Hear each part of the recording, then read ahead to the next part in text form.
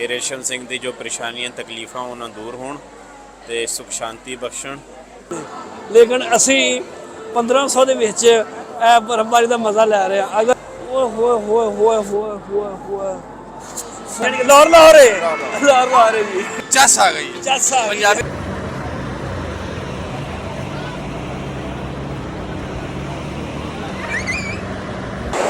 बिस्मिल्लाहिर्रहमानिर्रहीम अस्सलाम वालेकुम। मैं तुहाडा वीर ज़हीर जट ते अज इत्थे आया लाहौर की निजी हाउसिंग सोसाइटी दे विच जिथे कि विंटर वंडरलैंड है। तो इत्थे आखदे कि अंदर -10 टैंपरेचर है तो यह गर्मी है बाहर फुल। तो असीं भी कहा सी ज़रा गर्मी जिहड़ी है ना गर्मी दे विच सर्दी इंजॉय कर ली है। तो लोग 50-50 हज़ार खर्चा करके जाते हैं शिमाली इलाका जात विच। तो असी क्या इत्थे शिमाली इलाका जा तो नहीं जा सकते, असी 1500 रुपया खर्च करके इत्थे विंटर वंडरलैंड दे विच ही बर्फ़ इंजॉय कर लीए। तो इत्थे आए आजो ज़रा हुण जाने टिकटां लैने टिकटां लैके तो फिर अंदर जाने तो वेखने कि -10 टैंपरेचर का की स्वाद है। ठंड लग जी कि क्योंकि मैनू तो पहलों ही जड़ा है ना सर्दी लगन लग पई है कि -10 का सुन के तो जाके वेखने -10 जड़ा है ना साडे नाल की करदा है। हाँ जी अज विंटर वंडरलैंड दियाँ टिकटां ले लिया ने, ठीक है। तो सानू टाइम मिलिया है 5 बजे का, क्योंकि तुम नज़र आ रहे हो रश है बहुत ज़्यादा। तो 5 बजे का टाइम मिलिया, हुण सानू तकरीबन 1 घंटा जो ना वो वेट करना पेगा। तो 1 घंटे तो बाद फिर तुहानू मिलने अंदर लैके जाने विंटर वंडरलैंड। तो उन्होंने चर इतने वेटिंग एरिए इंतज़ार करते हैं, रश बहुत ज़्यादा है बहुत ज़्यादा है। हुण 5 बजे तुहानू मिलने अंदर जावांगे फिर तुहाडे नाल करदे हां गल। ए जी स्टैंडर्ड एंट्री टिकटां लैके इत्थे आ गए हाँ। तो इत्थों जिहड़ा है ना सानू एंट्री मिलेगी, लेकिन फिलहाल अजे टाइम नहीं होया। 5 बजे का इंतज़ार कर रहे हैं क्योंकि एंट्री 5:30 बजे होएगी। तो हम 5 बजे का इंतज़ार करते तो फिर इतों एंट्री होएगी। एंट्री पॉइंट इतों अंदर जाके सानू जो ना जैकेट्स देंगे, ग्लव्स देंगे। तो यह जाके फिर असी जो ना अंदर, लेकिन ये साड़ा टाइम नहीं होया, टाइम इंतज़ार कर रहे हैं 5 बजे का।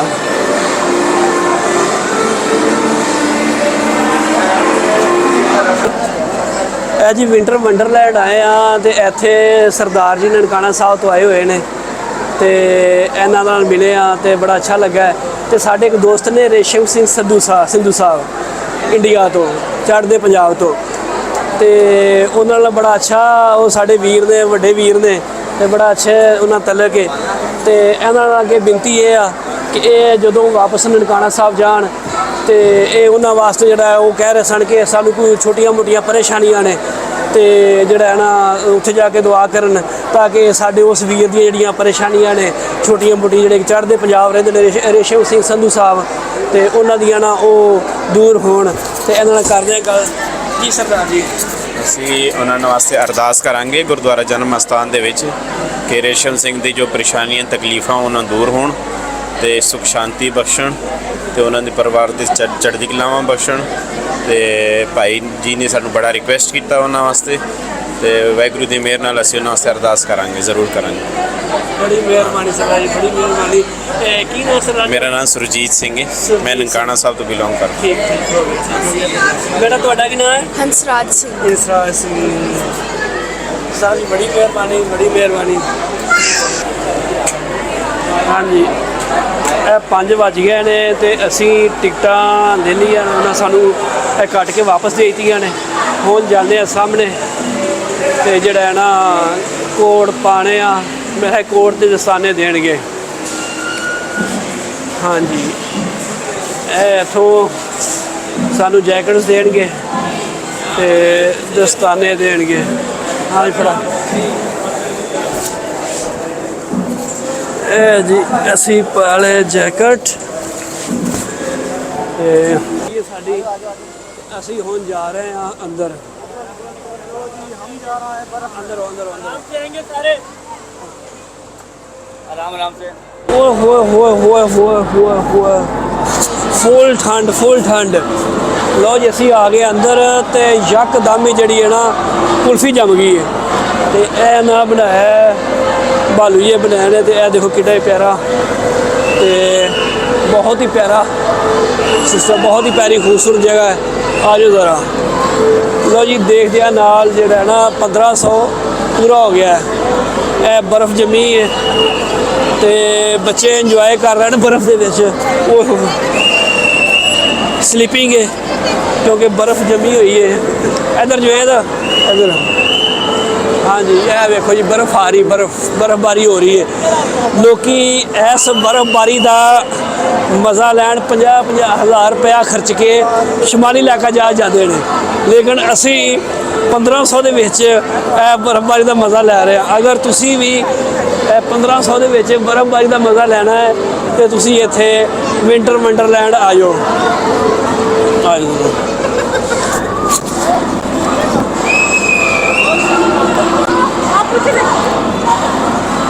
हाँ जी, इधर ना बनाइया ने स्लाइडा वगैरह बच्चों वास्ते बर्फ दी।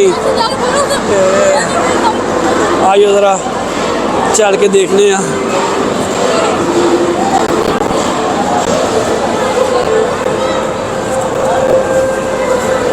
हाँ जी,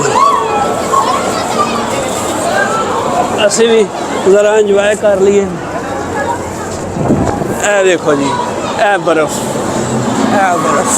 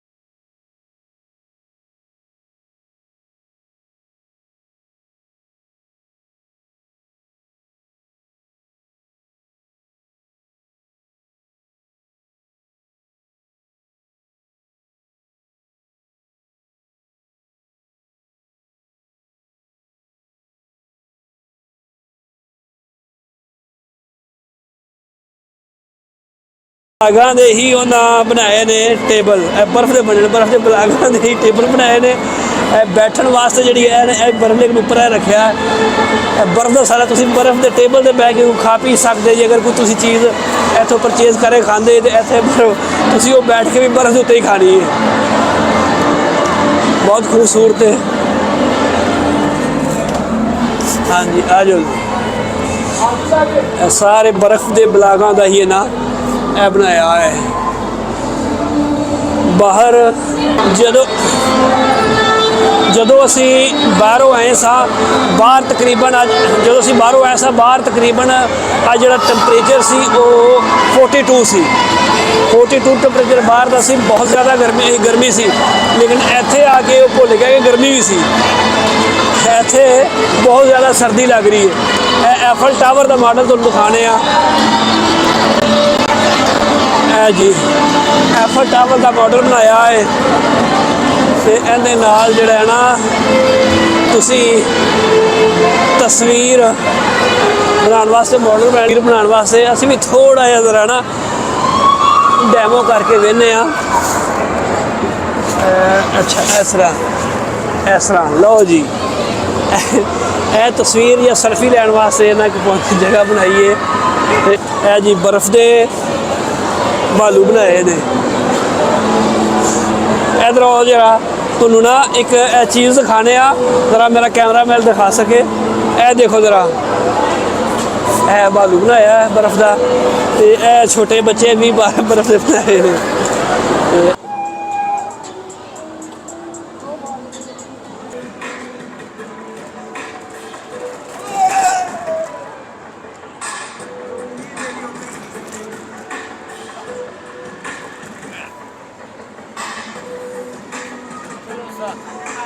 एक दोस्त से साइड में क्या है आई जरा इन्होंने गपशप भाई की नाम अपना? मेरा नाम सर गजनफर इकबाल है। ਕਿਹੜੀ ਜਗ੍ਹਾ ਤੋਂ ਆਏ ਜੇ? सर गुजराले तो आए हैं। ਗੁਜਰਾਲੇ ਤੋਂ। ਐਡੀ ਦੂਰੋਂ?